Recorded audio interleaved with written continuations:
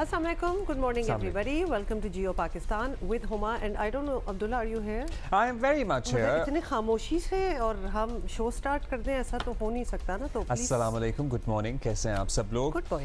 Okay भाई बहुत सी बातें हैं मेरे जहन में चल रही थी कि क्या बात करें। Prime minister 11 versus Pakistan team का टेस्ट मैच के बारे में आपको सबसे पहले बता दें। वैसे लड़कियां जो कर रही हैं ना, हमारी लड़कियां क्रिकेटर्स, और क्या सीरीज उन्होंने जीती है अगेंस्ट न्यूजीलैंड, तो वो बातें होती हैं जिनसे हमें स्टार्ट करना चाहिए। हाँ, क्योंकि वहाँ पर एक्चुअली तारीख रकम हुई है एब्सोल्युटली। एशियन साइड पे T20 सीरीज में this is the first time anybody from Asia has one against New Zealand. और आपको पता है क्या, बड़े बड़े लोग ये कोशिश कर चुके हैं। खुद को क्रिकेट का सूरमा समझने वाला भारत ये नहीं कर सका जो हमारी लड़कियों ने किया है। ऑस्ट्रेलिया भी नहीं कर सका। ये काम किया है पाकिस्तानी विमेन क्रिकेटर्स ने। पाकिस्तानी विमेन क्रिकेट टीम ने नई तारीख यूं रकम की है। कैसे? अच्छा, बहुत सी चीज़ों से। पहले तो आपको बता दें कि न्यूजीलैंड जो है ना, वो टॉप 5 टीम्स में आती है। विमेंस क्रिकेट की हम बात कर रहे हैं, पाकिस्तान आती है 8th नंबर पे।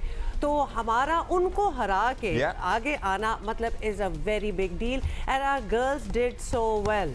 तो यही तो कमाल की बात है कि हम बहुत ज़्यादा कभी कभार, I am sorry to say, and we are all at fault, कि हमारी कंसंट्रेशन ज़रा मेंस क्रिकेट पे हो जाती है और बड़े मेगा इवेंट्स उन लोगों के ऑब्वियसली हो ही रहे होते हैं, और हम साइड लाइन एट टाइम्स कर देते हैं the achievements of our girls. अच्छा, इस पे हम बिल्कुल साइड लाइन नहीं करेंगे, और हमने एक मेहमान को भी दावत दी है। बट क्यों नजर नहीं, नशरा संधू हमारे साथ होंगी कुछ देर में।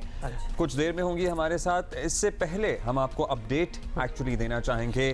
कराची में एक वाकया अभी होता है, उसके बाद उसकी बात होती है, फिर बड़े वादे होते हैं। मतलब this has become a joke, a norm. This is a very normal thing. मतलब हम can we count how many times have we discussed after each incident के अब से हम जो है ना बिल्डिंगें चेक करेंगे कि वहाँ पर फायर सेफ्टी सिस्टम मौजूद है कि नहीं है। और फिर एक स्टेटमेंट आती है ना, ये हम होने नहीं देंगे। भाई आपसे पूछ के कोई नहीं कर रहा, लोग करते चले जा रहे हैं जो होना है। And yet again there is another fire जो कि happened last night rather in Karachi. और ये अभी आपको पता है 11 दिन नहीं गुजरे कि एक शॉपिंग मॉल में आग लगी थी। 11 days back in Karachi already shopping mall में एक आग लग चुकी थी, और ये कल का वाकया है। और ये हुआ कहाँ है जी? ये हुआ है आयशा मंजिल पर। फर्नीचर की दुकानों में आग लगी, जिसने ना सिर्फ करोड़ों रुपए का माली नुकसान किया, बल्कि 5 कीमती जानें भी चली गई। 5 लोग अभी तक जाँ बहक हो चुके हैं। एनी शाहिदीन के मुताबिक आग दर्जी की दुकान में रखे सिलेंडर से लगी है। आग इतनी तेज़ी से भड़की कि मिनटों में पूरी इमारत को लपेट में ले लिया और ग्राउंड फ्लोर से 5वीं मंजिल तक पहुंच गई। अब सिलेंडर्स भी नेचुरली अब हर जगह होते हैं। हाँ, ये बड़ी एक डेंजरस बात है। ये नहीं हो सकता कि सिलेंडर बैन कर दें। जाहिर है लोगों ने एनर्जी किसी सोर्स से तो लेनी है, खाना पकाना है, गीजर ऑन करना है, कुछ भी करना है, लेकिन किसी भी इमारत में अक्रॉस द सिटी आप देख लें, एक्सेप्ट गिनी चुनी जो हाईफाई इमारतें हैं, क्या फायर सेफ्टी सिस्टम मौजूद है? क्या आग बुझाने के आलात हैं? क्या इमरजेंसी एग्जिट्स हैं? हम सैकड़ों दफ़ा ये बातें कर चुके हैं और हमेशा ये जवाब होता है कि है तो नहीं, but now we will make sure के होगा। मतलब we are talking about this place. तो थोड़ा सा पहले, अगर हम 10-11 दिन पहले जब एक शॉपिंग मॉल में लगी थी, that's a mega shopping mall.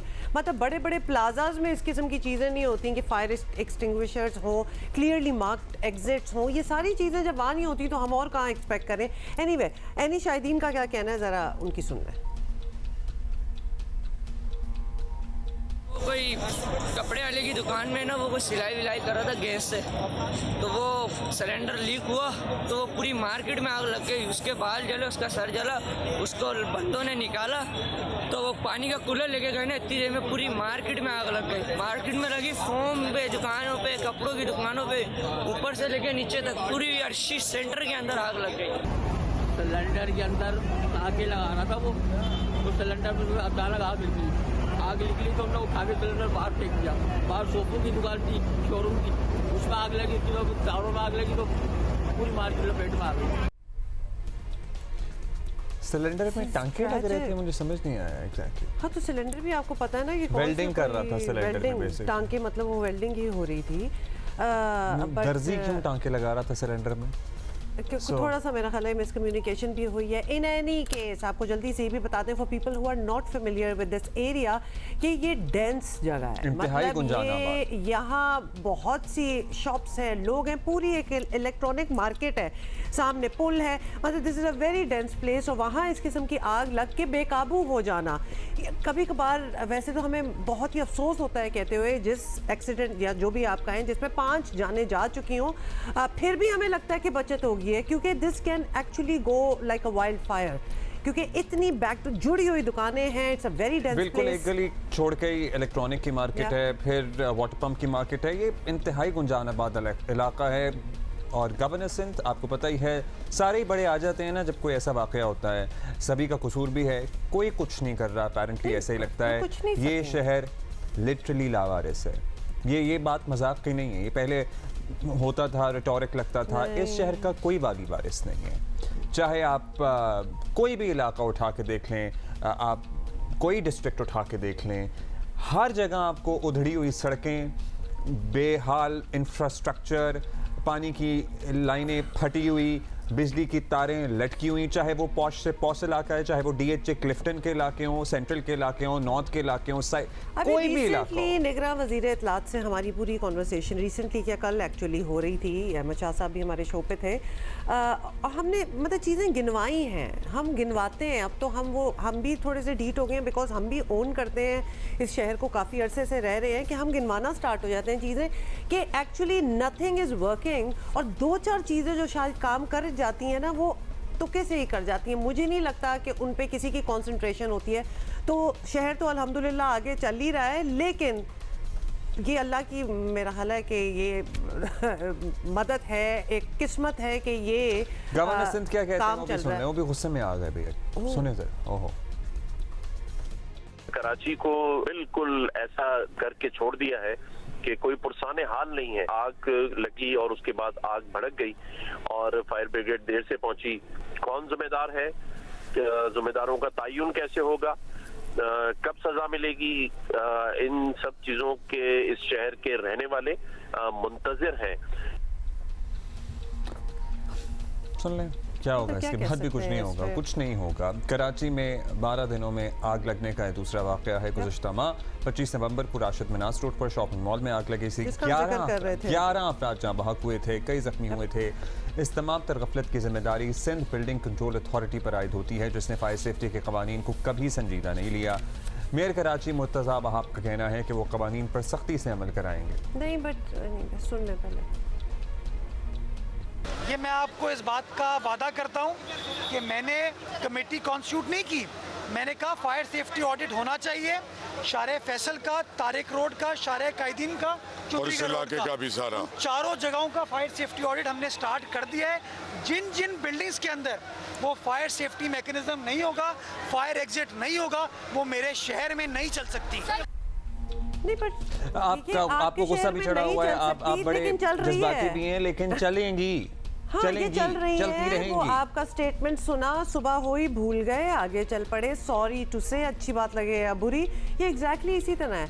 क्योंकि ये कह देना कि हमने शुरू में आज की बात की थी ना कि ये हम नहीं होने देंगे, हमारे शहर में ये नहीं चलेगा, ये नहीं होगा, ये बस कर दें, ये नहीं हो रहा। ये anybody who wants to, because पूरा निज़ाम, आई एम सॉरी, करप्ट है, ऊपर से नीचे तक मामला गड़बड़ है। कौन जा के बिल्डिंग दर बिल्डिंग हर बिल्डिंग को चेक करेगा? जाहिर है नेचुरली आपकी कैपेसिटी भी नहीं होगी ना, ये इतना बड़ा शहर है, इसमें साथ हजारों बिल्डिंगें नहीं हो सकता। माहिरीन के मुताबिक सुन लें, कराची की 90% 90% जो बिल्डिंग्स है ना, इमारतें जो हैं, उनमें फायर सेफ्टी का कोई इंतजाम नहीं है। ये हम नहीं कह रहे, ये एक्सपर्ट्स कहते हैं। और if you live in this city you would know yourself, you know it in your heart कि ऐसा कोई इंतज़ाम है ही नहीं। बड़ी बड़ी नई बिल्डिंग्स खड़ी हो जाती हैं और कभी आप उनसे पता कर लें, if you are thinking of buying something और रेंटिंग समथिंग, तो उनको खुद को भी नहीं पता होता कि हाँ जी सब कुछ है। आप क्या मुझे है? बताएं, We ये don't तो know. हम ये तो सेंट्रल और इधर की बात कर रहे हैं। कंटोनमेंट के इलाकों में हम तसव्वुर करेंगे ना कि नेचुरली ज़रा ज़्यादा robust होंगे। रेगुलेशंस होंगी। ठीक है, आप मुझे बताएं, ये जितनी कमर्शियल बिल्डिंग है, ऊपर फ्लैट नीचे दुकानें बनी हुई हैं, ऊपर फ्लैट नीचे रेस्टोरेंट खुले हुए हैं, किसी एक भी बिल्डिंग में DHA के इलाके में आपको एक फायर एक्सटिंग्विशर नहीं नजर आएगा किसी एक इमारत में। उन बिल्डिंगों को भी NOC मिलता है, कंप्लीशन मिलती है, सब कुछ होता है, वहाँ भी यही हाल है। कमर अली मस्तोई हमारे साथ मौजूद हैं। हमारे साथ ही कमर, बताइएगा अभी क्या सूरत हाल है? यही बताया गया था रात तक तो कि ये बिल्डिंग किसी भी टाइम गिर जाएगी। कुछ स्ट्रक्चरल इंजीनियर्स ने जायजा लिया इसका? देखिए जी, ये SBCA का कहना था कि बिल्डिंग का जो है वो मुआयना किया जाएगा, उसके बाद ये तय होगा कि इमारत रहने के काबिल है, इस्तेमाल के काबिल है या नहीं है। अभी तक SBCA की टीम यहाँ पर नहीं पहुँची। रात को जो है बिल्डिंग को सील करने का नोटिफिकेशन जो है वो SBCA की टीम जो है वो चश्मा लगा कर गई थी इस इमारत पर। कूलिंग का अमल अभी जो मुकम्मल हो चुका है, लेकिन हर तरफ तबाही के मनाजिर हैं। इस वक्त हम आपको मनाजिर दिखाएंगे यहाँ के। जिस दुकान पर नज़र पड़ेगी वो मुकम्मल तौर पर तबाह है, सामान मुकम्मल तौर पर जो है वो दुकानों का जल गया है। कोई ऐसी दुकान जो है नहीं बची जिसमें से उसके दुकानदार को सामान निकालने का मौका मिला हो। यही सूरत हाल जो ऊपर फ्लैट्स हैं बाहर से मुकम्मल तौर पर जले हुए नज़र आ रहे हैं। रिहायशी इस वक्त अपने फ्लैट्स में नहीं हैं, उन्हें रात गई निकाल दिया गया था, वो भी परेशान नज़र आ रहे हैं। और अब चूँकि इस इमारत को भी सील कर दिया गया है तो रिहायशियों की मुश्किलात में मज़ीद जो है वो इजाफ़ा हो गया है। मुतअद्दिद मोटरसाइकिलें जो हैं इस जल गई हैं। एक गाड़ी इस शॉपिंग सेंटर के बाहर खड़ी थी वो जल गई है। तो भारी नुकसान हुआ है यहाँ पर दुकानदारों का। फौरी तौर पर जो है वो जो ही आग फैली और काफ़ी तेज़ी से आग फैली, क्योंकि यहाँ पर आर्टिफिशियल ज्वेलरीज की दुकानें थीं, गारमेंट्स की दुकानें थीं, और साथ साथ जो यहाँ दुकानदारों ने बताया है कि यहाँ पर जो है वो गद्दों की दुकानें थीं, जिसके बाद तेज़ी से आग फैली। और इस वक्त मुकम्मल तौर पर ये रिहायशी इमारत जो है वो तबाह हो गई है।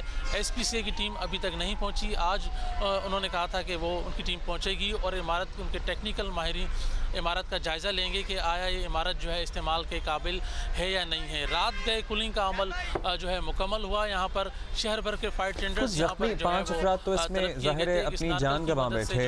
क्या ज़ख्मी भी हुए हैं कुछ लोग? और जो ज़ख्मी हुए हैं उनकी हालत कैसी है?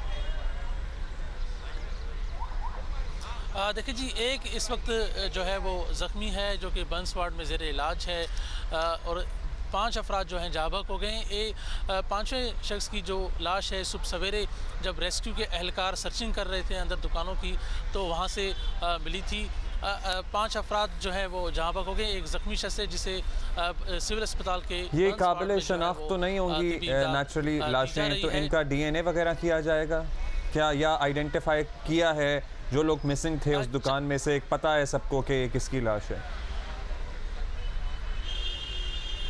देखिए जी, इसमें से 4 की तो रात गए शनाख्त हो गई थी। जो 5वां अभी सुबह सवेरे जिसकी लाश मिली है उसकी शनाख्त नहीं हो सकी। 4 में से 2 जो हैं वो एक मंगोपीर का रिहायशी है, दूसरा नॉर्थ कराची का रिहायशी है। तो 4 अफराद की शनाख्त हो चुकी है। 5वां जो जहाँ होने वाला शख्स है उसकी जो शनाख्त का अमल जारी है। जी अच्छा, कोई मिसिंग लोग भी हैं इधर? Because we can only imagine कि अगर अभी तक डिस्कवरी भी हो रही है कि कौन अंदर बचा है कौन नहीं, तो कोई मिसिंग की भी लिस्ट ऐसी बनाई गई है? देखिए जी, रात भर हम यहाँ पर थे तो ना ही हमें हुकाम की तरफ से इस तरह की कोई इतला मिली कि कोई शख्स मिसिंग है, ना ही कोई यहाँ पर ऐसी फैमिली आई है, कोई ऐसा शख्स है जिसने बताया कि उसका कोई प्यारा जो है वो इस अच्छा कमर, अगर आप, क्योंकि ये इमारतों का ये कंक्रीट का जंगल है ये इलाका, ये सिर्फ एक इमारत नहीं है, ऐसी शॉपिंग मॉल तो है, इर्द गिर्द 120 गज का प्लॉट हो, उसे 60 गज का करके 4 मंजिलें खड़ी कर देंगे, मतलब कोई देखने पूछने वाला है ही नहीं। You can just show us around and see कि यहाँ कोई वाली वारिस नहीं है, यहाँ आप जो दिल करे तामीर कर सकते हैं। देखिए जी, यहाँ पर अगर किसी इमारत में अगर आग बुझाने के आलात भी हों तो उसे ट्रेन नहीं किया जाता लोगों को जो है वो ऐसी इमरजेंसी में इस्तेमाल करने के लिए। साथ साथ जो ज़िम्मेदार होते हैं हर इलाके के मुंतखब नुमाइंदे, वो भी जो है इस गैर कानूनी तामीरात का नोटिस नहीं लेते, वो भी आंखें बंद कर देते हैं। जो इदारे इन तामीरात को रोकने के लिए बनाए गए हैं, मुबैना तौर पर वो इसी गैर कानूनी तामीरात को जो है वो कराने में मुलविस होते हैं, जिसके बायस जो हर कुछ अरसे बाद इस तरह का वाक़या पेश आता है। लोग अपने कीमती माल से महफूज होते हैं। You're right, बहुत शुक्रिया मुकम्मल अली मुस्तोई कि वो ये यू नो द क्रक्सेस के जो इदारे इनको रोकने के जिम्मेदार हैं वही इनको फैसिलिटेट करते हैं, वही इनको बनवाते हैं। That is how we work. अगर कोई डंडा ही नहीं होगा तो कौन अपना काम करेगा? चल रहा है इधर, मतलब अज़ल से चल रही है चीज़, तो हम क्यों बदलें?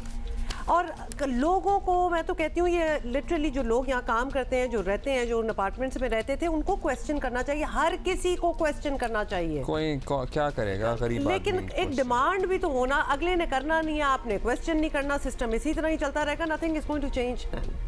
Every 10-15 days we'll be talking about another fire, जो कि आई एम सॉरी टू से और बुझाने इस के साल तो हमने इतनी बात की है। अलग सवाल है कि बुझाने के क्या इंतजाम है? उधर कहाँ जाएं, वो तो है ही नहीं, कोई सिस्टम ही नहीं है। सो मतलब सिस्टम होता भी है बट इट इज़ सो इनएडिक्वेट कि वो बिल्कुल इनफ नहीं है। इस शहर का साइज देखें, आबादी देखें, बिल्डिंग्स हाई राइजेस देखें, दुनिया के कितने ही मुल्क हैं जिनकी आबादी इस शहर से कम है, और बड़े बड़े तरक्की याफ्ता मुल्कों की हम बात कर रहे हैं। ये एक पूरा मुल्क इन इट सेल्फ है। सो इसको उसी तरह से, इस पे उतने ही रिसोर्सेज चाहिए, इसको उसी तरह का इंतज़ाम चाहिए, इसको उतनी ही डेडिकेशन और मेहनत और लगन और मोहब्बत चाहिए। आई वंडर कि ऑल दोज जो कि इस शहर पे रूल करते हैं, पोजीशन ऑफ अथॉरिटी में होते हैं, आपको कोई लगाव नहीं है अपने शहर से। मतलब अपना शहर तो अपना शहर होता है यार, उसका ये बेड़ा गर्क कैसे आप देख सकते हैं? कोई मतलब पता नहीं। अच्छा, इफ एनीथिंग हम ना आगे चलेंगे, इफ एनीथिंग, और आके फिर ये जो स्टेटमेंट्स देते हैं ना कि हम नहीं होने देंगे, छुप जाया करें। इसके बाद जब ऐसी कोई चीज़ हुआ करे ना, अब आग लग गई है, तो प्लीज़ जाके कहीं छुप जाएं, क्योंकि nobody wants to hear these खोखली चीज़ें। अच्छा जी, talking about the achievement of our girl cricketers, हमने बताना आपको ये है कि हाँ, अभी आगे बढ़ेंगे और अगेन हम ज़रा सेलिब्रेट करना चाहते हैं। हम बार बार आपको बताना चाहते हैं क्योंकि हमारी लड़कियों ने हिस्ट्री बनाई है भाई। न्यूजीलैंड को न्यूजीलैंड में T20 सीरीज हराती है और अब एक मैच बाकी है। न्यूजीलैंड को व्हाइट वॉश का भी सामना हो सकता है। आई एम श्योर हो पाकिस्तान टीम ये कर गुजरेगी। बहुत ही खूबसूरत, पूरा कंप्लीशन ही हो जाए। बाय द वे, ये वो काम है जो ना इंडिया कर सका, ना ऑस्ट्रेलिया कर सका। बड़ी बड़ी टीमें जो विमेंस क्रिकेट में जिनके नाम हमसे एटलीस्ट रेटिंग्स में ऊपर आते हैं, they were unable to do what Pakistani women cricketers have done. जी, जितनी तारीफ की जाए कम है, जितना सराहा जाए कम है। खुशी भी जाहिर हो रही है। पहली एशियन टीम है जिसने न्यूजीलैंड के खिलाफ ये सीरीज जीती है। और भाई कोई हम बात करें, हाँ ऑफ कोर्स हमारे साथ बिल्कुल है निशा सिंधु हमारे साथ मौजूद, बिल्कुल कौमी विमेंस टीम क्रिकेटर है नशा। थैंक यू सो मच, मुबारक बहुत बहुत।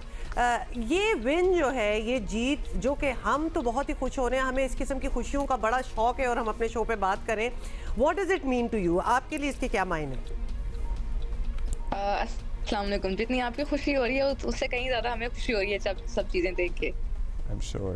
जबरदस्त जबरदस्त। अच्छा, ये हो तो गया, खुशी तो आपको हो रही है, लेकिन you know the journey to this success भी जरा बताएं। जब ये सीरीज शुरू हुई थी तो क्या माइंडसेट था लड़कियों का? जाहिर है आप लोग कब से खेल रहे हैं, जीत भी होती है, हार भी होती है, but this is you know historical, this is unprecedented. तो एतमाद था कि भाई इस दफा तो न्यूजीलैंड को हम हरा ही देंगे इस सीरीज में। ऐसा ही था बिल्कुल कि कोई भी सीरीज स्टार्ट होने से पहले हर किसी का यही एम होता है कि इसको जिताना है, बस कहीं ना कहीं से ना कोई भी जो कमी वैसी रह गई है वो नेक्स्ट सीरीज में कवर करें। तो इसी में भी यही था, हमने कहा था कि हम इंशाल्लाह कोशिश करेंगे कि इनको हम हर मैच टू मैच जाएं और जो भी जैसे भी खेले बेहतर तरीके से खेले और इंशाल्लाह रिजल्ट्स तो हमारे सामने हैं। अच्छा नशरा, हम ये समझना चाह रहे हैं, अगर आप शेयर करना चाहें कि क्या स्ट्रैटेजी थी, कोई डिफरेंट स्ट्रैटेजी थी, मतलब what is it that worked this time? क्योंकि माशाल्लाह मेहनत भी होती है, कौम की दुआएं भी होती हैं, एवरीथिंग इज़ विद यू, लेकिन इस पर क्या मुख्तलिफ था जो कि न्यूजीलैंड मतलब वो तो स्टंड ही रह गए ना कि इधर हुआ क्या है? मुख्तलिफ यही था कि हमेशा जब भी हमें कोई काम करने को मिलता है हम कहीं ना कहीं हमारा थोड़ा एरर रह जाता था। यहाँ पे हमने कोशिश यही की थी कि हर किसी ने अपना अपना पार्ट प्ले किया, जिसकी वजह से कहीं भी कोई कमी बेशी जो रह गई थी वो भी कंप्लीट हो गई, जिसकी वजह से हमें एक अच्छा रिजल्ट मिल गया। न्यूजीलैंड की ज़ाहिर रेटिंग बहुत बेहतर है, हमसे बेहतर है, तो वो एक प्रेशर था, एक मजबूत टीम के खिलाफ जब आप जा रहे होते हैं तो एक दबाव होता है। तो आप लोगों को था वो दबाव, या फिर बस बेधड़क गए थे मैदान में कि भाई अब तो जो होगा देखा जाएगा?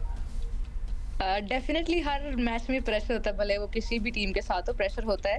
बस यही था कि जाके अपना काम करेंगे, वो ज़्यादा फिर उसको डोमिनेट कर जाता है कि आप जब आपको प्रेशर भी भले हो लेकिन आप कंसिस्टेंट हो अपनी जगह पे, आपको पता हो यार ये करना ही करना है, फिर उसके बाद वो प्रेशर वो फील नहीं होता, फिर इंसान करता जाता है और अच्छा हो जाता है फिर। तो किसको आप क्रेडिट देंगी? आपके कोचेस, आपकी कप्तान, या ओवरऑल टीम एफर्ट तो सर्टनली होती ही है, लेकिन if anybody हर किसी को क्रेडिट जाएगा ऑब्वियसली। सबसे पहले आपकी मैनेजमेंट आ जाती है, फिर हर प्लेयर जिसने जाके मैच में किया, हर किसी ने अपना अपना काम एग्जीक्यूट किया, हर किसी चीज़ को, हर किसी टीम को ये जाएगा, हर प्लेयर को जाएगा कि हर किसी ने अपना अपना पार्ट प्ले किया, हर किसी को क्रेडिट जाएगा, एक एक बंदे को जाएगा। अच्छा देखिए, हम बहुत विमेंस क्रिकेट को प्रमोट करते हैं, बात करते हैं। इनफैक्ट निदा डार तो काफ़ी दफ़ा हमारे शो पे भी आ चुकी है, हमारी ईद पे भी, अब्दुल्ला आपको याद होगा हमारी स्पेशल गेस्ट थी। हमारी टीम ने साउथ अफ्रीका को भी हराया है और अब तो न्यूजीलैंड के अगेंस्ट तो सीरीज़ ही जीत ली है। आपको क्या लगता है, अगर आपकी एक विश लिस्ट हो कि विमेंस क्रिकेट को मज़ीद आगे जाने में, क्योंकि आप लोग हार्ड वर्कर्स हैं, डेडिकेटेड हैं, ये सब कुछ हमें पता है, लेकिन क्या ऐसी फैसिलिटीज़ हैं जो आप लोग चाहते हैं कि हमारे पास हो तो हम बहुत आगे जा सकते हैं? फैसिलिटीज तो ऑब्वियसली हर टाइम अपग्रेड होती रहती हैं, वो ऐसा कोई मसला नहीं है, लेकिन बस सबसे ज़्यादा हमें यही चाहिए होता है कि हमें हर तरफ से सपोर्ट मिले। सपोर्ट मिलती है तो फिर इंसान बेहतर से बेहतर करता रहता है। सपोर्ट ही बेसिकली हर किसी को मैटर करती है इस टाइम पे। और तीसरे मैच के क्या उम्मीद रखें? इंशाल्लाह वाइट वॉश करेंगे हम ये सीरीज अगेंस्ट न्यूजीलैंड। उम्मीद तो अच्छे की, आप भी दुआ करें, इंशाल्लाह हम अच्छा करेंगे। इंशाल्लाह जी, इंशाल्लाह। Thank you. अच्छा नहीं, मुझे आप कल परसों आपको पता है अब्दुल्ला, हम खुद कितने खुश थे कि जब ये लोग जीते थे पहला मैच नशरा, तो फैंस आए, बड़ी सेल्फीज वगैरह हुई, बल्कि हम दोबारा ये रन भी कर रहे हैं, कुछ ऐसे विजुअल्स। तो कैसा फील होता है कि न्यूजीलैंड पहुंच गए हैं, पाकिस्तानी उधर भी हैं और बहुत सपोर्ट की आप बात कर रही हैं, तो literally on the field support मिल रही है। मजा आता है इनको देख के, बहुत खुशी होती है कि सब इतनी दूर से आए हमें सपोर्ट करना। यही एक तरह का बैकबोन भी होता है हमारे लिए कि हमें हर तरह से हर कोई सपोर्ट कर रहा है। बहुत ही अच्छा। हम साथ साथ बाय द वे विजुअल्स ला रहे हैं, मौसम भी बड़ा अच्छा है, सो ग्रीन, और हमारी किट तो है ही green, it's looking very nice. अब जल्दी से ये बता दें, इंशाल्लाह अब ये वाइट वॉश भी हो जाएगा, हमारी पूरी दुआएं हैं आपके साथ। इसके बाद कौन सा टूर्नामेंट है, कौन सा मैच है? नेक्स्ट हमारा फिलहाल तो ओडीआई सीरीज है, उसके बाद वेस्ट इंडीज आ रही है पाकिस्तान। ओह लवली, चलें, वंडरफुल जी, इंशाल्लाह we look forward to that as well. वो तो हम फिर आपको ग्राउंड में चेयर करने के लिए आएंगे। हाँ, वो तो फिर होम सीरीज, वो तो फिर हमारे घर की बात है। थैंक यू निशरा, और सब लड़कियों को और स्टाफ को और मैनेजमेंट को हमारी तरफ से, पूरे पाकिस्तान की तरफ से मुबारकबाद पहुंचाइएगा। And good luck for the third match. We look forward to the whitewash. हाँ, वाइट वॉश हो जाना चाहिए ताकि कंप्लीट ही हो जाए ना। Not too much pressure, but even then हो जाए तो अच्छा। नेशनल टीवी में बैठ के कह रहे कर ले, लेकिन take no pressure, take some. Alright, हमें मेरे साथ जात खान साहब हमारे साथ, डीजी मेट हमारे साथ मौजूद हैं। सर बताइएगा, दिसंबर हमें ही लग रहा है ज़रा मुख्तलिफ गुजर रहा है अक्रॉस द कंट्री, या फिर ऐसा ही होता है और हम ज़रा वैसे ही परेशान हो रहे हैं?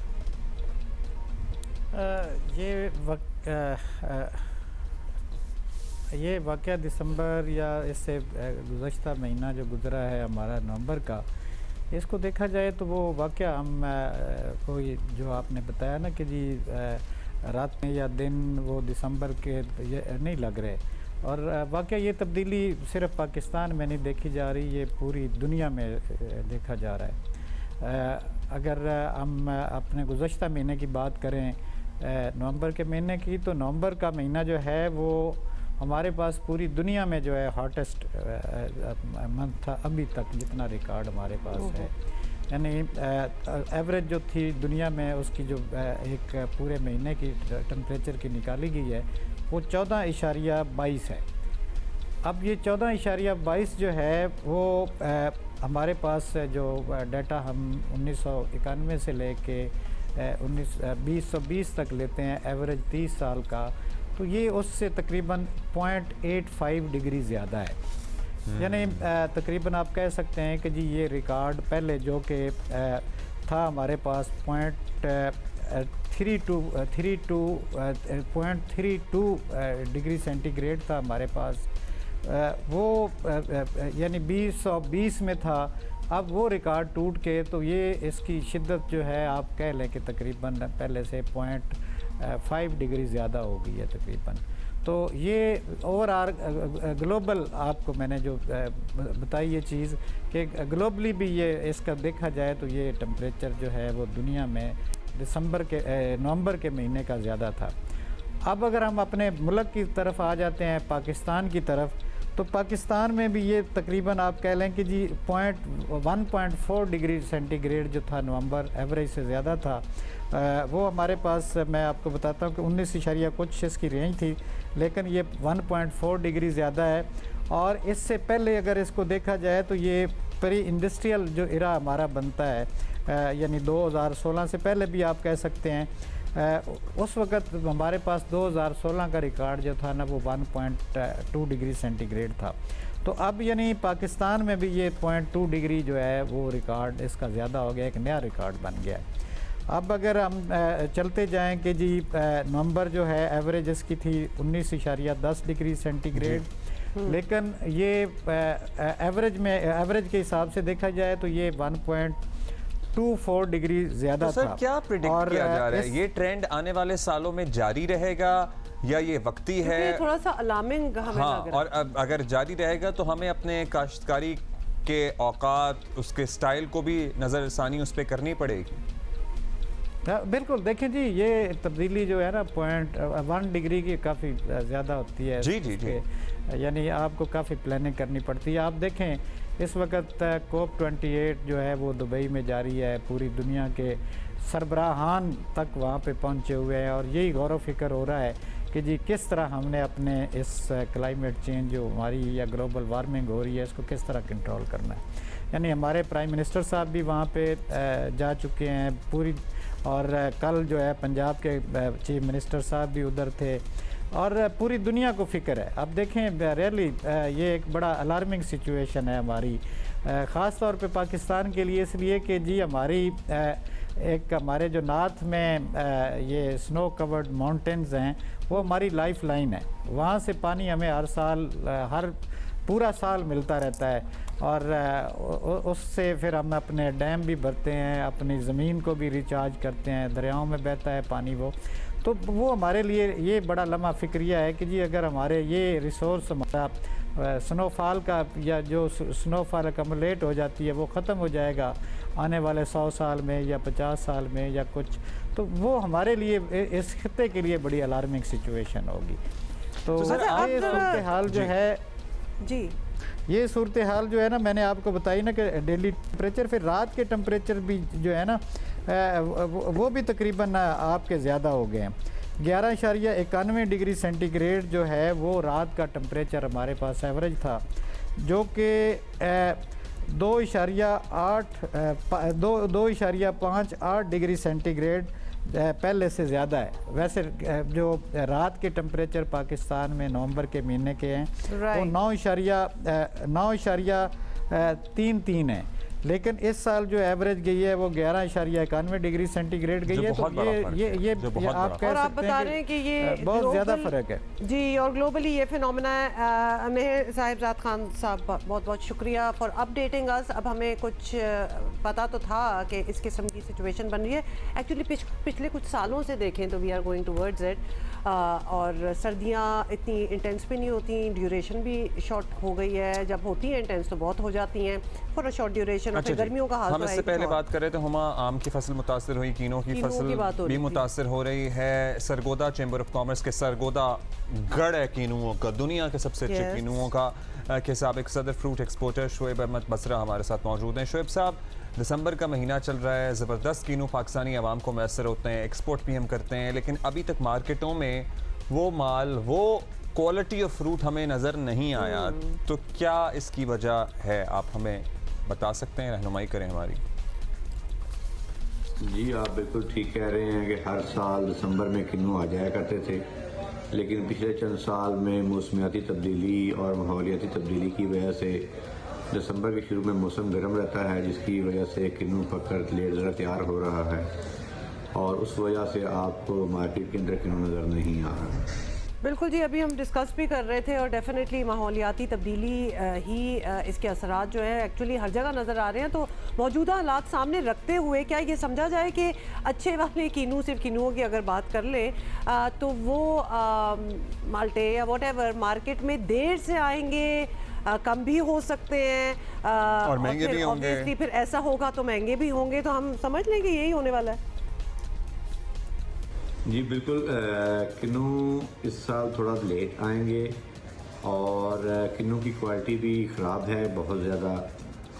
बारिशें वक्त पे ना होने की वजह से किन्नू का फल का साइज़ छोटा रह गया है और उसमें मेलानोज और दूसरी बीमारियां आ चुकी हैं, जिसकी वजह से अच्छे फ्रूट की अवेलेबिलिटी कम है और ये थोड़ा लेट आएगा। और जो बड़े साइज़ का किन्नू है वो महंगा भी होगा।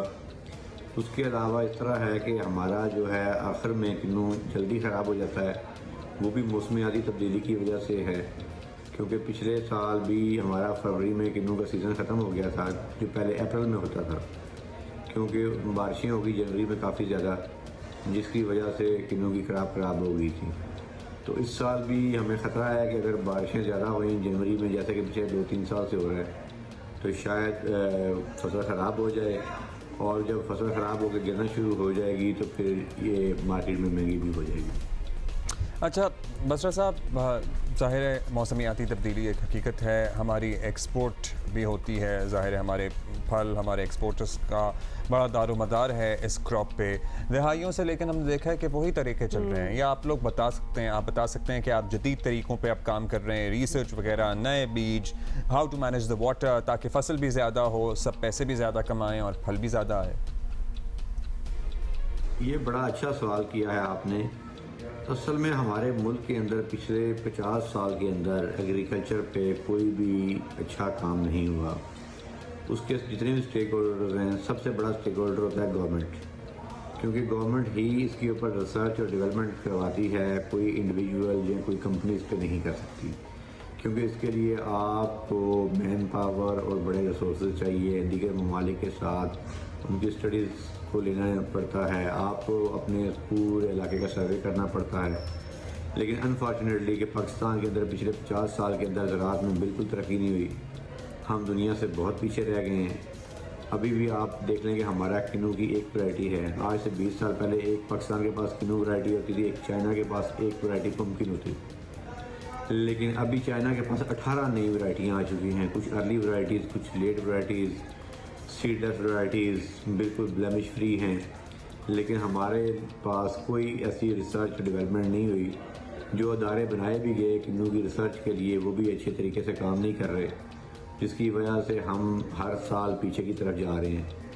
पिछले 2 साल में हमारी किन्नू की एक्सपोर्ट आधी रह गई है। उसकी भी वजह यही है कि हमारे पास इस फील्ड में भी डेफिनेटली काम करने की बहुत ज़रूरत है, अब हर जगह ही है, लेकिन डेफिनेटली वी रिक्वायर इट, क्योंकि ये तो बड़ा डिप्लीट होता जा रहा है। जिन चीज़ों पे हम इतना पाकिस्तान में मतलब प्राउड फील करते हैं, एग्रीकल्चर, खेती, फ्रूट, वेजिटेबल्स, यही तो हमारी चीज़ है। शोएब बसरा साहब, thank you for being with अस। अभी हम स्मॉग की सूरत हाल मालूम करेंगे, क्लाइमेट चेंज और बदलते मौसमों की बात हो रही है। हमारे साथ कौन है मौजूद? Hafsa Usman is joining us from Lahore. Hafsa, बताइएगा इस वक्त क्या आप देख रही हैं, क्या माहौल है? जी बिल्कुल, स्मोक का राज अब भी जो है वो बरकरार है। लाहौर शहर इस वक्त इंतहाई आलूदा है। 211 जो है वो एयर क्वालिटी इंडेक्स रिकॉर्ड किया गया है। आलमी माहौलियाती वेबसाइट में वर्ल्ड वाइड रैंकिंग में भी जो है लाहौर पहले नंबर पर आ चुका है आलूदा तरीन शहरों में।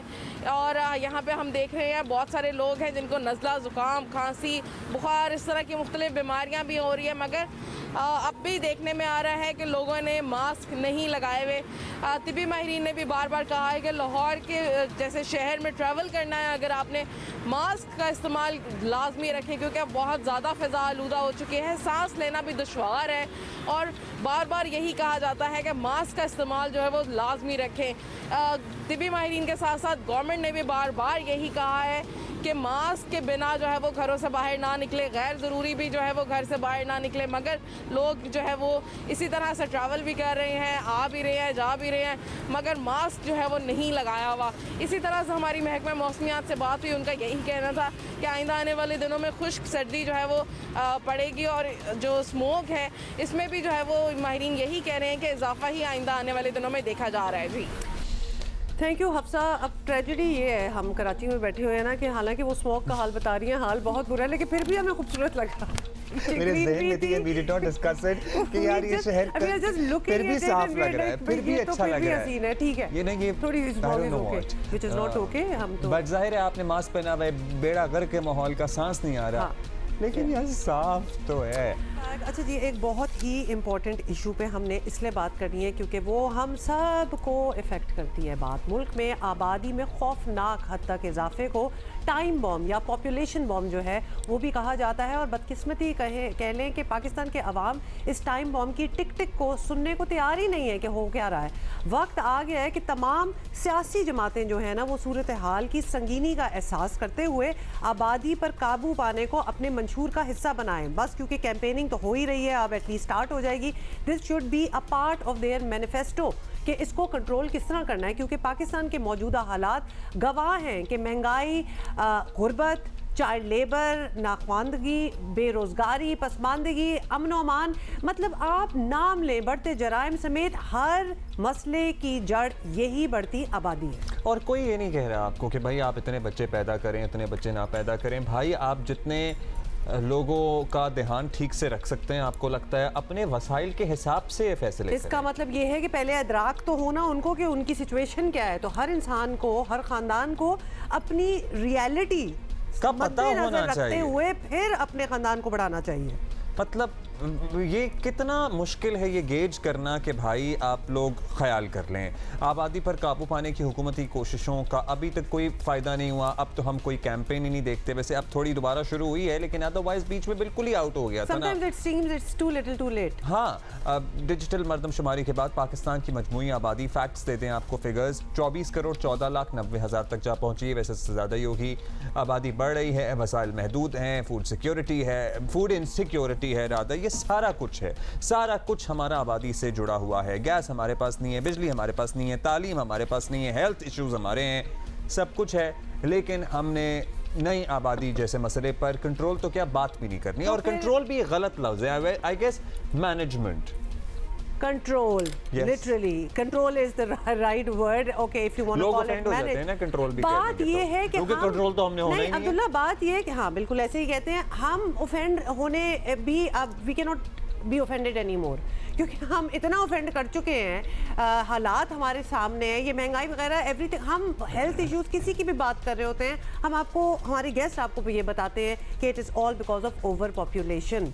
तो अब ज़रा हम बात करेंगे, बहुत से लोग आज हमारे गेस्ट हैं, because we want to find out कि क्या पॉलिटिकल पार्टीज इस इशू को अपने मंशूर का हिस्सा बना रही हैं कि एक हार्श रियलिटी, मतलब एक आप नहीं अफोर्ड कर पा रहे हैं मामला, ठीक है, आपकी शादी हो, एक बच्चा हो गया, अच्छा जी, दूसरा हो गया, आपने हर बच्चे की डिलीवरी के वक्त किसी से पैसे लिए और फिर अस्पताल का बिल दिया। आप कैसे सोच सकते हैं कि आप उसके बाद तीसरा बच्चा भी प्लान कर रहे हैं? नहीं, या फिर इस बात की खुशी कैसे मना सकते हैं? एक टेंशन होनी चाहिए कि पहले जो दो हैं उनको अगर हमने बेहतरीन तालीम देनी है, उनको बेहतरीन मौके देने हैं, ये सारी चीज़ें, you want to do the best for your child ना। आपको पता है कि 2 के लिए चैलेंज है तो 6 के लिए क्या होगा। और 6 मैं इसलिए कह रही हूँ क्योंकि ये बड़ी आम शाम बात हो चुकी है, 5-6 तो होते ही हैं। बात कर रहे हैं जी, कौन कौन हमारे साथ है। रहनुमा मुस्लिम लीग नून शिजा फातिमा खाजा हमारे साथ हैं, उसके बाद रहनुमा Pakistan People's Party senator Palwasha Khan is also joining us. लेकिन सबसे पहले हम बात शुरू करेंगे, सामिया अली शाह प्रोजेक्ट डायरेक्टर हैं पॉपुलेशन काउंसिल की, जो एक NGO है और इस सारी सूरत हाल पे रिसर्च करता है कि क्या मसाइल हैं जो इस इशू से जुड़े हुए हैं। Samia, thank you for being with us. बताइएगा, हमारी पॉपुलेशन ग्रोथ रेट अगर देखें तो अभी हम ब्रेक में भी बात कर रहे थे, 2017 से अगर स्लाइट इंक्रीज भी है 2023 में, तो एक्चुअली ये स्लाइट डिक्रीज होना चाहिए था। नथिंग इज वर्किंग आउट, कोई फ़र्क नहीं पड़ा हमारे लोगों को और हमें सबको मजमूई तौर पर। जी, आप बिल्कुल ठीक कह रहे हैं। डेफिनेटली पॉपुलेशन का जो ग्रोथ रेट है वो कम होना चाहिए था। 2017 से अब 2023 तक बढ़ गया है। पिछले सेंसस 1998 के सेंसस से देखें तो हम तकरीबन 120 मिलियन सिटीजन्स ऐड कर चुके हैं और औसतन हम 4 से 5 मिलियन हमारी एवरेज रहेगी अगर ये हमारी ग्रोथ रेट में कमी ना वाक़या हुई। और ये जो अनफॉर्चुनेट बात है जो कि आई थिंक बहुत से लोग समझ नहीं पाते कि population planning, और I totally agree with you, control is not the word, it is basically management. Control से लगता है कि कोई ज़बरदस्ती करा रहा है, नहीं, ये voluntary family planning है और इसमें ये बहुत ज़रूरी है समझना कि हर इंडिविजुअल का ये एक बेसिक हक है कि वो अपनी फैमिली प्लान करे और अपने बच्चों की नंबर का तयन जो है वो उस बेसिस पे करें। जैसे पहले हुमा ने कहा था कि आप अपने बच्चों को अच्छी तालीम, उनकी सेहत, सर पे छत, ये सब चीज़ें जो हैं आप उनको फराहम कर सकें। ये एक बुनियादी चीज़ होनी चाहिए जो कि एक इंडिविजुअल को कंसिडर करनी चाहिए अपना फैमिली साइज़ करते वक्त। अनफॉर्चुनेटली हमारा पाकिस्तान मैं तो यही कहूँगी कि बुरी एग्ज़ाम्पल बन गया है पॉपुलेशन मैनेजमेंट के हवाले से, क्योंकि बहुत से ममालिक ने हमसे लेट शुरू की थी population program, family planning programs, and they did much better than us. और हम लोग बजाय कम होने के हम लोग जितनी तेज़ी से, मैं आपको बताऊं असल मसला ये है कि पॉपुलेशन का साइज़ इन इटसेल्फ अच्छा या बुरा तब होता है जब आपके कॉरस्पॉन्डिंग वसाइल उसके मुताबिक हों। हमसे बड़े पॉपुलेशन के मुल्क हैं, चाइना है, इंडिया है, यूएस है, बट आप उनके रिसोर्सेज का साइज भी देखें। So that is the key thing. हमारा चैलेंज ये है कि हम लोग इतनी तेज़ी से बढ़ रहे हैं और उनका कंट्री साइज भी देखें आप। हाँ, there has to be exactly. some because वो natural resources हैं, आपके अपने जो man made resources हैं, हर चीज़ आपकी हमारी जो है population growth से इफ़ेक्ट हो रही है। और एक और चीज़ अगर हम ये बात समझ लें कि फैमिली प्लानिंग जो है वो एक सिर्फ बच्चों को बंद करने का तरीका नहीं है, ये एक डेवलपमेंट टूल है जो कि बाकी जो मुल्क जिन सब ने तरक्की की है उन्होंने इसको अपनाया है। और यही हमारी जो एक नेशनल लेवल पे रियलाइजेशन है अनफॉर्चुनेटली वो नहीं रही।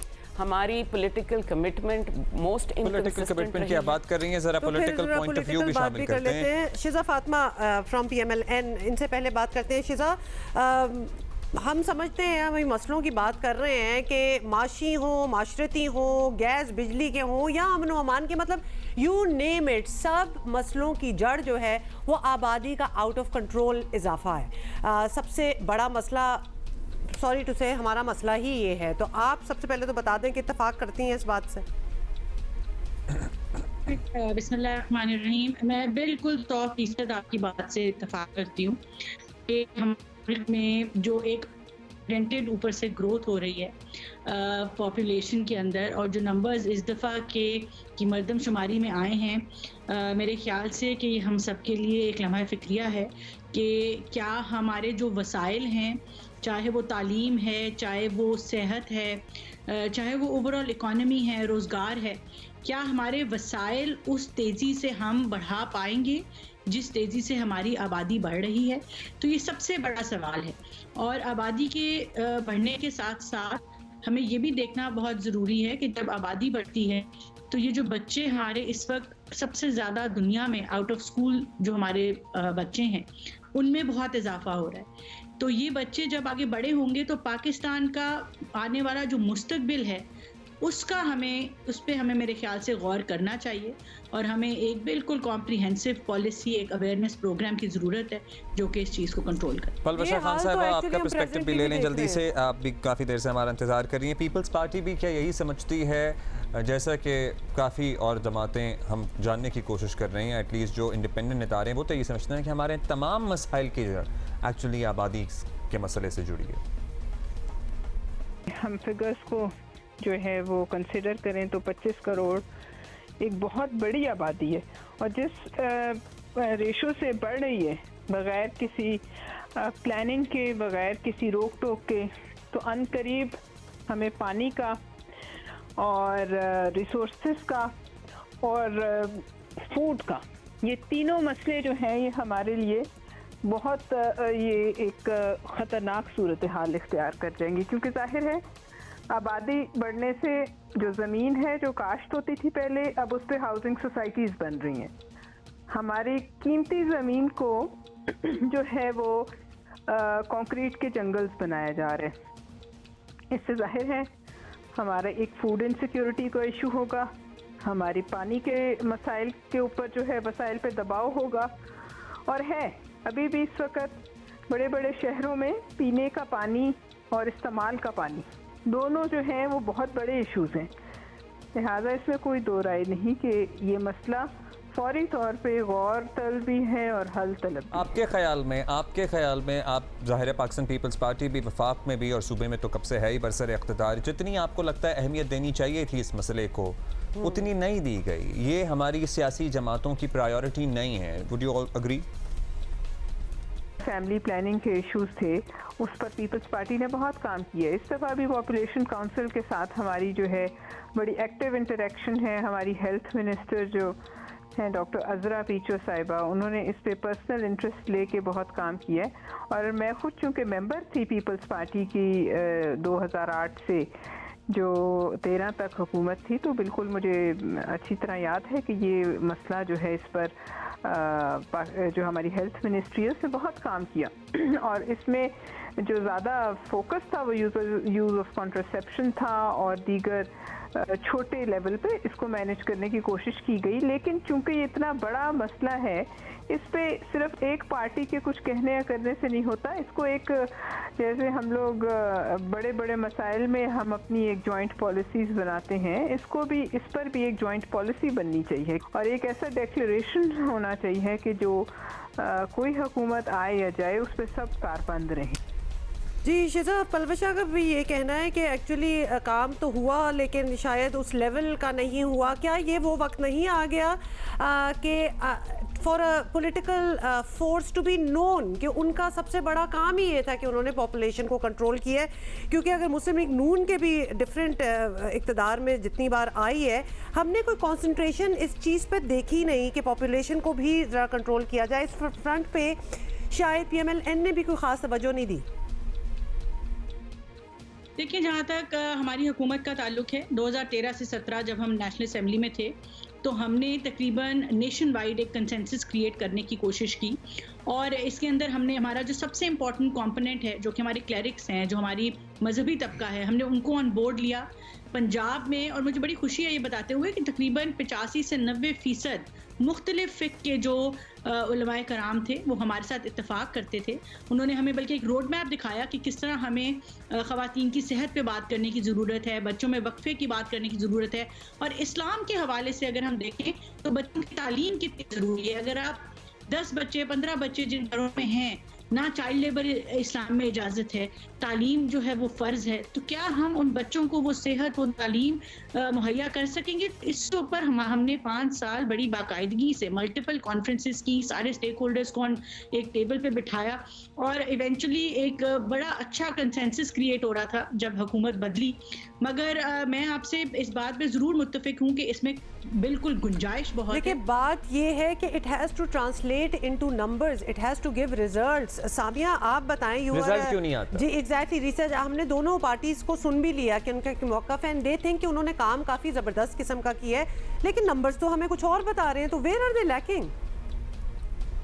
जी डेफिनेटली नंबर्स जो हैं वो काफ़ी परेशान कुन ही मैं कहूँगी, डेफिनेटली परेशान कुन है।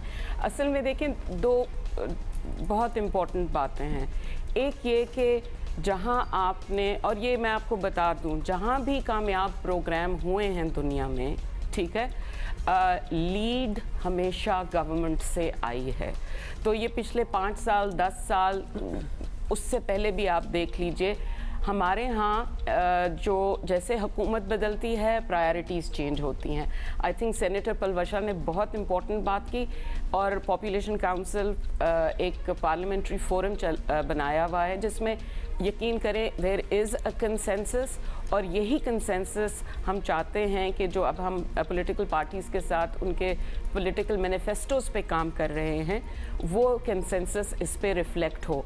लेकिन इसके लिए बहुत ज़रूरी है कि जो इंफॉर्मेशन और सर्विसेज हैं फैमिली प्लानिंग की, वो डोर स्टेप तक पहुंचाई जाएं, वो लोगों को आसानी से मिलें।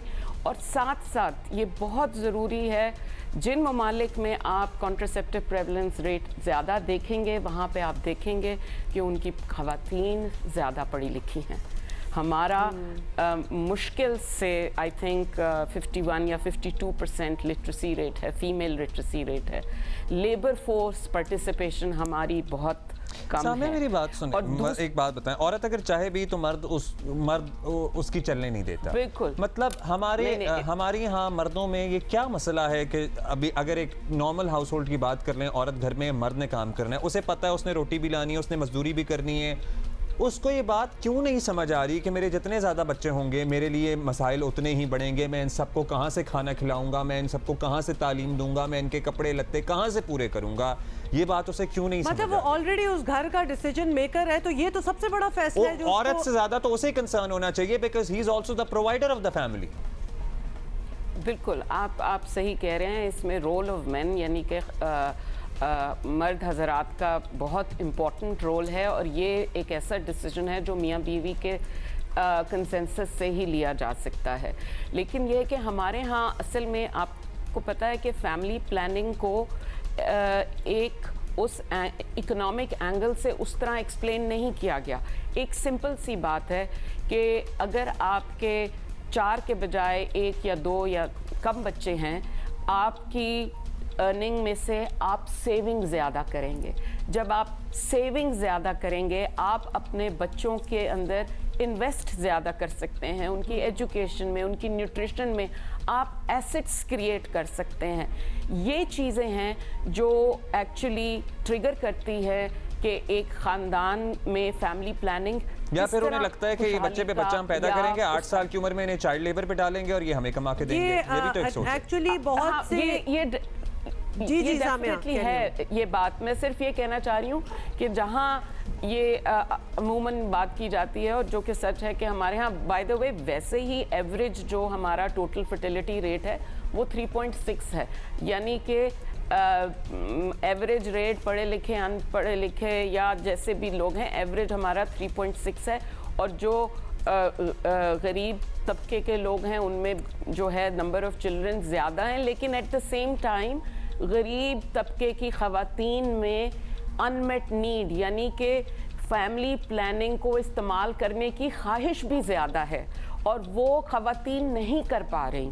उसके लिए ये बहुत ज़रूरी है कि ये सब पॉलिटिकल पार्टीज़ अपने मैनिफेस्टोज़ में क्लियर कट कमिटमेंट करें कि हमने रिसोर्सेज ये जो आपने बात की है ना, thank you so much for this discussion, thank you Shiza Fatima साहिबा, थैंक यू पलवशा खान साहिबा, and thank you to Samia as well. लेकिन ये जो बिल्कुल एंडिंग में बात हो रही थी कि ये literally political parties need to put this in their manifestos, अपने मंशूर में। बिल्कुल अभी ये टाइम है। In fact the women of those parties, women parliamentarians need to push it, क्योंकि ख़वातीन को शायद ये बेहतर बात समझ आ जाए कि भाई ये अगर हमने ना कंट्रोल किया इधर, या हमने लोगों को ज़्यादा डिसिप्लिन ना किया, इन्फॉर्मेशन ना दी, हमने पार्ट ऑफ आवर पॉलिसीज़ ना बनाया, तो ये होने नहीं वाला। Because we are sitting on a ticking bomb. अच्छा, हमारे पास मेहमान तो मौजूद हैं ही, आपने देख लिया मास्टर शॉट में, उनसे आपका तारुफ, वैसे उनसे वो किसी तारुफ का मोहताज नहीं है, लेकिन तारुफ है। लेकिन उनसे पहले एक छोटी सी बात, क्योंकि हम पिछले घंटे में अपनी वुमेन्स क्रिकेट टीम की जीत की बात कर रहे थे, and they have won the series against New Zealand, they are in New Zealand. तो जब जीत हो जाए तो एंजॉयमेंट भी थोड़ी सी होनी चाहिए ना, तो उसके क्लिप्स हम आपको कुछ दिखाना चाहते हैं।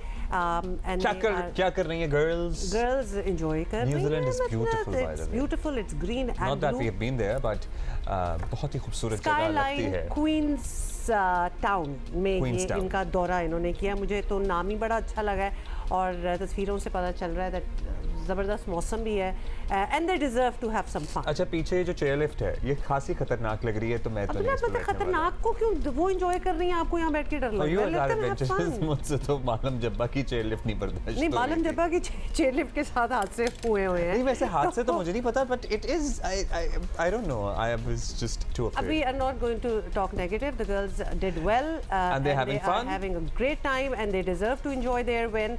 And what better place than New Zealand? So yes, that's good. Girls gotta have fun. बस काफी हो गई, तो इतने में इतना ही काफी है। अच्छा, अभी हम आगे बढ़ेंगे और जैसे जैसे 8 फरवरी करीब आ रहा है, वापस आ जाएंगे। हाँ, टीम को ज़्यादा अच्छी लग रही हैं लड़कियां। हाँ, जैसे जैसे 8 फरवरी करीब आ रहा है, सियासी जमातों ने इंतखाबात की तैयारियां तेज़ कर दी हैं। सियासी मेल मुलाकातों का सिलसिला तेज़ हो गया है। कल आपने देखा चौधरी साहब और मियाँ साहब कितने बरसों बाद मिले हैं। बहुत ही अजीब मुझे वैसे कभी कभार ना हमें देख के, क्योंकि इतनी पुरानी बातें नहीं गुजरी होती ना, जब PTI और इनका पूरा मिलाप था एक, लेकिन उसमें चौधरी साहब नहीं वो भी थे, बीच में रिफ्ट हुआ था। वो अपने आप को हमेशा थोड़ा सा नहीं, वो हमेशा नहीं रखते थे। इट वाज वन नहीं, उन्होंने one leg in the boat, one outside, मतलब वो टिकटॉक के लिए उम्मीदवारों के इंटरव्यूज किए जा रहे हैं। आम इंतखाबात 2024 का माहौल ऐसा लग रहा है कि अब बन रहा है, जल्द से जुलूसों में तेजी आ रही है। वजारत खजाना ने इलेक्शन कमीशन को मजीद 17 अरब 40 करोड़ के फंड्स जारी कर दिए हैं। मजमूई तौर पर इलेक्शन कमीशन को कुल 27 अरब 40 करोड़ रुपए दिए जा चुके हैं। वजारत खजाना ने वाज़ेह तौर पर कहा है कि इंतखाबात के लिए इलेक्शन कमीशन को जो भी बजट दरकार होगा वो दिया जाएगा। अब इंतखाबात में इस्तेमाल के लिए इंतखाबी फहरिस्तों की प्रिंटिंग का काम चल रहा है। Everything is going on. मतलब जो एक आपको सिस्टम चाहिए होता है ना, व्हेन यू नो कि elections are just round the corner. Supreme court की भी हिदायत थी, मनफी कयास सराहियां करने से भी सख्त मना किया था सुप्रीम कोर्ट। इसके बावजूद चंद रोज से ऐसी आवाजें उठी जिससे खामखा इलेक्शन से मुताल्लिक शुकूक व शुबात पैदा हो रहे थे। निगरान वज़ीर आज़म काकर साहब ने भी बार बार यकीन दहानियाँ करवाई हैं कि इलेक्शन वक्त पर होंगे और इसमें कोई शुबा नहीं है। उन्होंने कहा कि ये बात काफ़ी मरतबा दोहरा चुके हैं। और वफाकी वज़ीर इत्तलात मुर्तज़ा सुलंगी साहब हमारे साथ इस वक्त स्टूडियो में मौजूद हैं, और ये भी एक्चुअली जब बिल्कुल अपॉइंट हुए थे और तब हमने इनसे पूछा था, वी स्टिल रिमेंबर, तब भी आपने कहा था कि इंतखाबात वक्त पर होंगे, कोई डिले, क्योंकि उस वक्त तो बहुत बात की जा रही थी ना। अब तो चलें पिक्चर इज़ मच क्लियर कि ये सेटअप एक्सटेंड हो सकता है, वक्त से ज़्यादा आप लोगों को यहाँ रहने दिया जाएगा, but you guys are going soon. जी बिल्कुल, जुमेरात 8 फरवरी 2024। अब क्योंकि तारीख आ चुकी है तो अब किसी को शक व शुबा होना नहीं चाहिए। तो हम पूरी तरह से पुरअतमाद हैं और इलेक्शन कमीशन भी है, और उनकी जो भी ज़रूरियात हैं वो पूरी हो रही हैं। आप खुद देख रहे हैं, आपने खुद रिपोर्ट किया। अच्छा, बीच में शोशा होता था क्योंकि during this time it's been a few months के इंटरिम सेटअप हमारा चल रहा है। ज़ाहिर है हमारी मईशत भी संभली, जिसकी बेसिस पे भी लोगों ने कहा कि अब मईशत संभल रही है तो मे बी कहीं से कोशिश की जाए कि इस सेटअप को तोड़ दिया जाए या इसी को चलने दिया जाए। वाज इट आपको लगता है कि कहीं से ये कहीं थॉट थी ड्यूरिंग दिस प्रोसेस, या ये बिल्कुल बेपर की उड़ाई जा रही थी? ये थॉट ज़रूर थी, लेकिन हमारे यहाँ नहीं थी। कहाँ थी? ये उन लोगों की तरफ होगी, उन लोगों की पैदा करदा है जिनके जहन बहुत ज़रखेज़ हैं, जो इतने शानदार किस्म के वो मफरूज़ात वो घड़ते हैं, प्लानिंग करते हैं, वो फिर वो टूटते हैं, फिर दूसरे बनाते हैं। लेकिन हमारी तरफ किसी किस्म का कोई शको शुबा कभी भी नहीं था। और इंटरिम सेटअप और एस्टैब्लिशमेंट भी इस पॉइंट को लेके एक ही नुक्ते पे थे कि इंतखाबात वक्त पर ही होने हैं। एंड भाई अगर कहीं से कोई कह भी रहा है कि भाई इस सेटअप को मज़ीद टाइम दिया जाए या दिया जा सकता है, तो ये बात दुरुस्त नहीं है। मैंने वफाकी काबीना के अंदर और रियासत के जितने भी अहम इदारे हैं वहाँ से किसी से इस तरह की कोई बात नहीं सुनी कि जी वो ज़रा मईशत चल पड़ी है तो जो है वो हम कुछ आगे करें। अच्छा, मईशत तो चल पड़ी है, लेकिन अमन ओमान की सूरत हाल जरा चैलेंज है। बिल्कुल, अमन ओमान पे ही हमारे हैं कि जब भी इलेक्शंस नज़दीक आ रहे होते हैं तो कुछ सेंसिटिव एरियाज़ होते हैं, कुछ हाईली सेंसिटिव एरियाज़ होते हैं। अभी तो हमने मुल्क में देखा है कुछ अनटुवर्ड इंसिडेंट्स भी होते रहे हैं। किस तरह कंट्रोल करेंगे, किस तरह मेक श्योर करेंगे कि बिल्कुल अमन अमान का सिलसिला जो है वो इसी तरह बरकरार रहे और इलेक्शंस भी स्मूथली हो जाएं? क्योंकि मौलाना Fazlur Rahman has expressed his concern and reservation कि पख्तूनख्वा में हम कैसे कैंपेन चलाएं। देखें, अमन अमान के मसाइल हर इलेक्शन में होते हैं, और इस वक्त जो अमन अमान के जो मसाइल हैं वो जो खैबर पख्तूनख्वा या बलूचिस्तान के अंदर हैं वो हकीकी मसाइल हैं। लेकिन इससे ज़्यादा शदीद मसाइल से हम दो चार हो चुके हैं और हमने इलेक्शंस कराए हैं। शायद हम लोगों का हाफजा ज़रा कमज़ोर है। 2008 के इलेक्शंस में अमन और अमान की सूरत हाल क्या थी और 2013 में क्या थी, अगर उसका मवाजना करें तो ये कुछ भी नहीं है। हाँ, कल का मैं कह नहीं सकता कि कल कैसे हालात होंगे, लेकिन अभी तक जो सूरत हाल है वो ऐसी ख़राब सूरत हाल नहीं है कि हमें इलेक्शन कराने में किसी किस्म का कोई मसला हो। तो अब कुछ लोगों के जहनों में मसाइल हैं। मौलाना साहब ने ये ज़रूर फरमाया है, इससे पहले वो सर्दी की बात करते थे जी। फिर आप इंतखाबी तारीख को देख लें कि इस मुल्क में जो पहले बालिग राय दही के इंतखाबात हुए थे 1970 में, वो दिसंबर के महीने में हुए थे। तो दिसंबर में ज़्यादा सर्दी होती है फरवरी के पहले और दूसरे हफ्ते में। तो बात यह है कि ये मसाइल हमेशा रहते हैं, चाहे वो मौसम के हों, सिक्योरिटी के हों, लेकिन वफाकी काबीना के अंदर इस किस्म का कोई शक नहीं है और किसी किस्म की कोई परेशानी नहीं है, कोई सेकंड थाट्स नहीं है कि जी हमने इलेक्शन 8 फरवरी को नहीं करवानी। अच्छा जी, लेवल प्लेइंग फील्ड की कुछ जमातें शिकायतें कर रही हैं। ज़ाहिर है ऑल दो पीपल्स पार्टी को भी ज़रा शिकायत थी, लेकिन सबसे ज़्यादा शिकायत तो पाकिस्तान तहरीक इंसाफ को ही हो। इलेक्शन कराना इलेक्शन कमीशन की जिम्मेदारी है, but how would the care taker setup make sure कि इंतज़ामिया और ये जो अबूरी हुकूमतें हैं ये तमाम जमातों को बराबर मौक़े फराहम करें इलेक्शन कंटेस्ट करने के, और कहीं भी किसी की भी आर्म ट्विस्टिंग ना हो रही हो, किसी के साथ भी ज़्यादती ना हो रही हो। देखिए, जब इंतखाबात में जाते हैं ना और आप हुकूमत से बाहर होते हैं तो मज़लूम अपने आप को साबित करना और मुतासर और जो विक्टिम जो एक अपने आप को साबित करना, एक हमदर्दी वाली जो सूरत हाल पैदा करना, ये हर सियासी जमात की ज़रूरत बन जाती है कि जी हम तो बड़े, हमारे साथ तो बहुत बुरा हाल है। अब बहुत सारे लोग जो है वो लेवल प्लेइंग फील्ड की बात कर रहे हैं। यहाँ पिछले दिनों आप ही के शहर में मैंने सुना कि वो जमातें जो पीपल्स पार्टी से बाहर के अलावा हैं, उन्होंने कहा कि जी सिंध के अंदर तो जो है वो सिर्फ level playing field Peoples Party को मिल रहा है। पीपल्स पार्टी जो है वो शिकायत करती है कि जी हमें लेवल प्लेइंग फील्ड नहीं मिल रहा। मुस्लिम लीग नून से बात करें, वो कहते हैं कि जी जो हमें नुकसान हुआ था 2018 में उसका अभी तक अजाला नहीं हुआ, हमें लेवल प्लेइंग फील्ड नहीं मिल रहा। तो मुझे तो लग रहा है कि लेवल प्लेइंग फील्ड अगर किसी को मिल रहा है तो वो एक तो हुमा और अब्दुल्ला सुल्तान को मिल रहा है और दूसरा मुझे मिल रहा है। ऑफ कोर्स तो आपके ख्याल में और किसी को नहीं मिल रहा, बट पाकिस्तान तहरीक इंसाफ के लिए चैलेंजेस तो हैं ज़ाहिर है। जी, अगर रिजर्वेशंस हो पार्टीज को, मतलब इस तरह तो हम उनको ब्रश साइड नहीं कर सकते, क्या उनको एड्रेस करने की भी ज़रूरत है? देखें, वो ये जो शिकायत हैं किसी भी जमहूरियत के अंदर, शोर शराबा, जायज़ नाजायज़ हर तरह की शिकायत करने की अगर आप लोगों को इजाज़त नहीं देंगे तो फिर जमहूरियत किस चीज़ की है? जमहूरियत कोई कब्रिस्तान तो नहीं है कि जहाँ पर खामोशी हो। तो ये इस तरह की आवाज़ें आना बहुत मामूल की बात है, इस पर परेशान नहीं होना चाहिए। अलबत्ता अगर कोई जायज़ शिकायत है तो 3 फोरम्स हैं, मीडिया जहाँ पर आप बता रहे हैं कि जी हमारे साथ ये ज़्यादती हो रही है, अदालतें हैं और इलेक्शन कमीशन है। ये तीनों इदारे हमारे मुल्क के फ़ाल हैं, इसलिए मैं बहुत सुख चैन से। अच्छा मुंसर साहब, जब आप लोग आए थे एज एन इंटरिम सेटअप आया था, इकोनॉमी ज़ाहिर है हिचकोले खा रही थी, उसको ठीक करने की कोशिशें पहले से शुरू हो गई थी, लेकिन उसके बाद कुछ इक़दाम किए गए जिससे रुपए की कदर भी ज़रा संभली, हालात भी बेहतर हुए, हमारी स्टॉक एक्सचेंजेस परफॉर्मिंग अनप्रेसिडेंटली जो राइज है, और you know things seam stable now. So what is the latest that वज़ारत ख़ज़ाना has briefed you? Is this temporary relief या फिर अब हम सही ट्रैक पे आ गए हैं, because you spokesperson for the federal government too. So आप हमें बता सकते हैं, और दूसरा ये कि during this time नहीं, एक्चुअली लेट अस ऐड, क्योंकि वज़ारत ख़ज़ाना की जो रिपोर्ट आई है तो वो भी उनका भी यही कहना है हम ट्रैक पे सही हैं, लेकिन वो ट्रैक पे सही होने में महंगाई में कोई कमी नहीं आई। हाँ, वो भी नहीं तो वो ज़रा उसका एक्सप्लेन कर दें कि वो अब तक काम क्यों नहीं हो पाया। देखें जी, जो आपकी इकॉनमी के जो मईशत की जो बुनियादें हैं, जो फंडामेंटल्स हैं, वो जब तक ठीक नहीं होंगी और फंडामेंटल डायरेक्शंस ठीक नहीं होगी तो ये जो लोगों के लिए जो बेहतरी है वो एक दिन में नहीं आती। लोगों के जो ख़राब हालात हैं वो भी एक दिन में नहीं हुए और बेहतरी भी एक दिन में नहीं आएगी।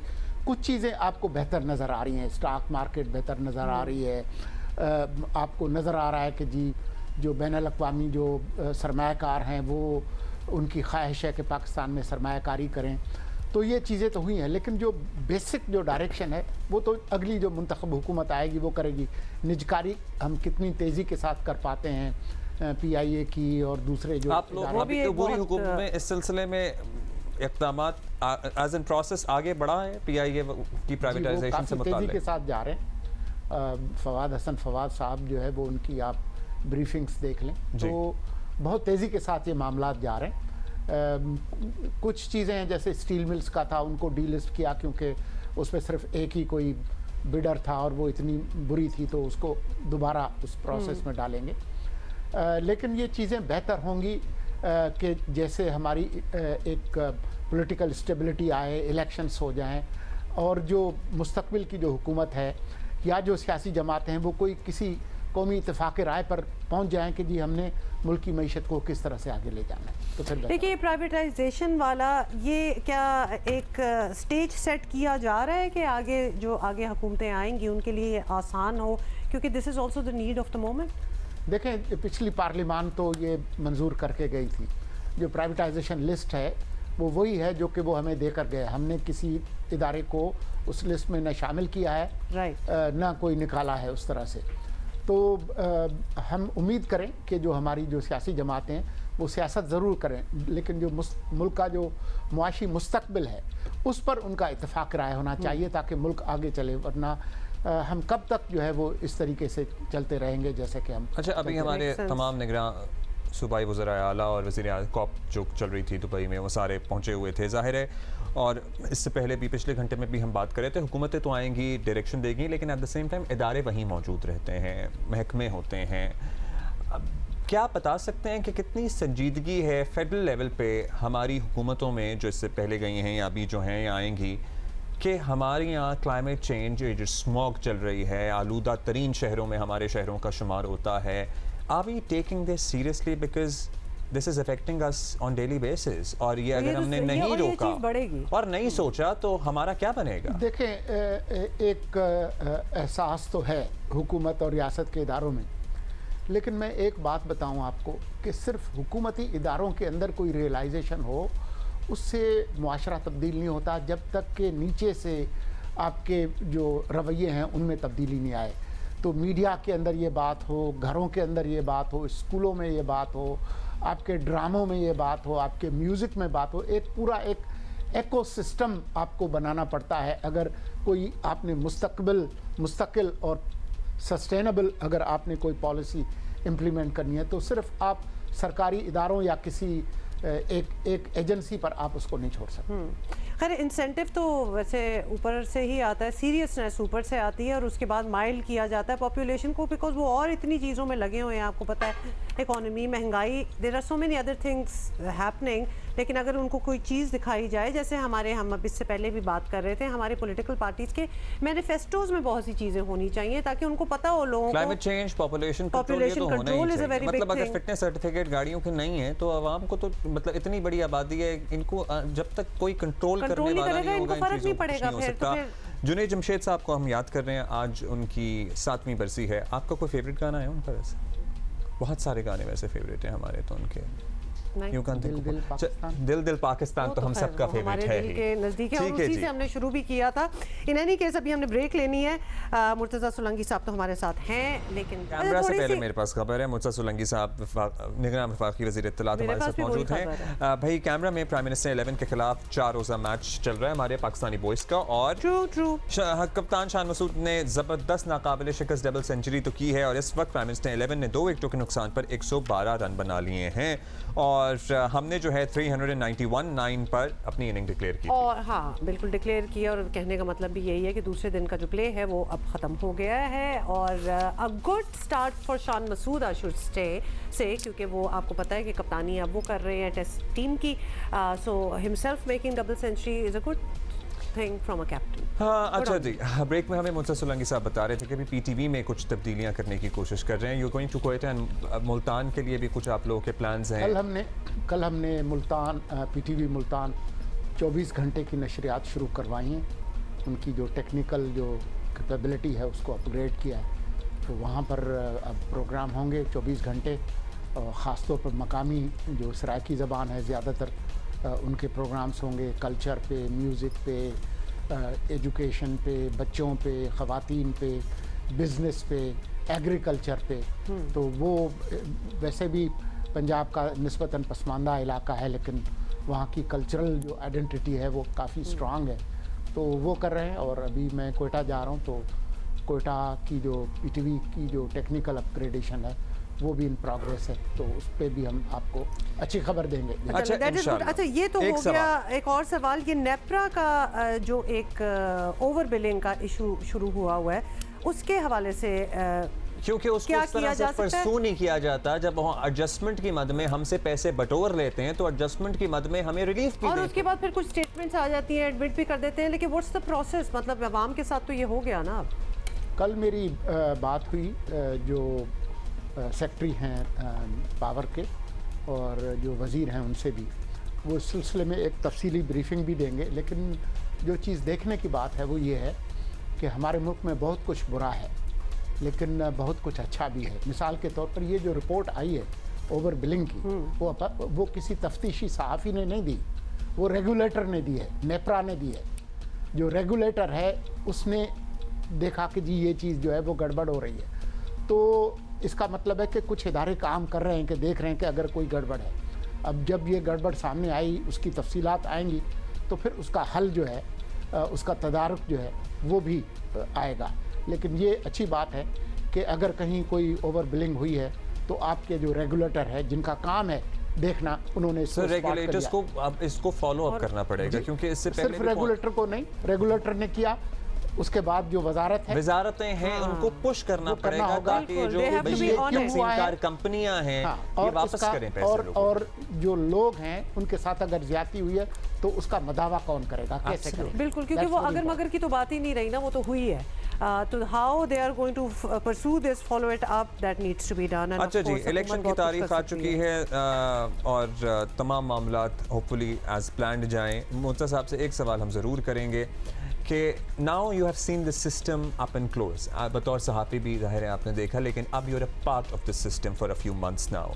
हमारा जो लाइफस्टाइल ऑफ मिनिस्टर्स, जो मशीनरी, ब्यूरोक्रेसी, इस्लामाबाद, बड़ी गाड़ियाँ 2000 सीसी, 3000 सीसी, दावतें, जहाज हमें ज़ेब देता है। हम जितनी गरीब, हम अंदाज़ा है कि हम एक इंतहाई गरीब मुल्क हैं, एंड देन हमारे ये सारे लवाजमात हैं। अच्छा, और क्वेश्चन पॉइंट अगर आप भी सुन रहे हैं, सिंध में तो पिछले वुज़रा गाड़ियाँ ही नहीं वापस कर रहे हैं। मतलब ये भी एक चक्कर चल रहा है कि भाई ये हुकूमत की गाड़ी है, वो लेके घर चले गए हैं। तो ये क्या हम लोग करते हैं? सिंध के हवाले से तो अभी थोड़ी देर बाद मैं मिलूँगा सिंध के जो अहम जो हमारे वज़ीर हैं, नए जो मेरे हम मनसब अहमद शाह साहब, उनसे मैं पूछूंगा कि जी किसने गाड़ियाँ वापस की हैं, किसने नहीं की हैं।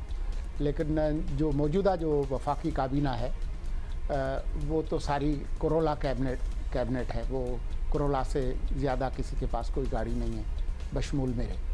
तो ये शिकायत दुरुस्त है, माजी के हवाले से ये ज़्यादा अहम है। मौजूदा काबीना के अंदर किसी वज़ीर के पास कोई जहाज़ नहीं है बशमूल मेरे। तो ये शिकायतें ठीक हैं माजी के हवाले से, लेकिन मैं आपसे इत्तफ़ाक़ करता हूँ कि जिस तरह का हमारा गरीब मुल्क है, जिस तरह से हमारे लोगों का हाल है, उसमें जो कम अज़ कम जो वुज़रा हैं और जो अहम जो सरकारी एहलकार हैं, उनको इसका ख्याल करना चाहिए। लोगों के जो जज्बात हैं उनसे नहीं खेलना चाहिए। सर जज्बात तो चले बाद में आते हैं, वी कांट अफोर्ड इट। हाँ नहीं, ये काबिल अनअफोर्डेबल है, बिल्कुल दुरुस्त है, वी कांट अफोर्ड इट। अच्छा जी, देखिए इसका भी ओनस जो है ना वो उन्हीं लोगों पे है कि वो ठीक कर सकें। एक तो हम हमेशा कहते हैं कि ये बड़ा इंपॉर्टेंट वक्त आ रहा है इलेक्शंस का, you are going to be voting for these people जो आपके लिए फैसले करेंगे, तो लिहाजा बड़ी अच्छी तरह जांच पड़ताल करें। अगर आपको कुछ उनकी डिसीजन मेकिंग हरकतें भी अच्छी नहीं लगती तो that should be a red flag. हम तो आपको हमेशा कह रहे हैं सवाल करें, जो आपसे वोट लेने आ रहा है you make sure to listen to you. We have to also include, thank you Murtaza Solanki साहब, we also have to include Junaid Jamshed साहब नाथ, क्योंकि उनकी ज़िंदगी का एक पहलू तो लोगों को बहुत पसंद है, दूसरा भी उतना ही लोगों को पसंद है। बतौर मुबल्लिग, बतौर नात खां, उन्होंने लोगों के दिलों में मज़ीद घर किया। So we leave you with a beautiful naat and we'll see you.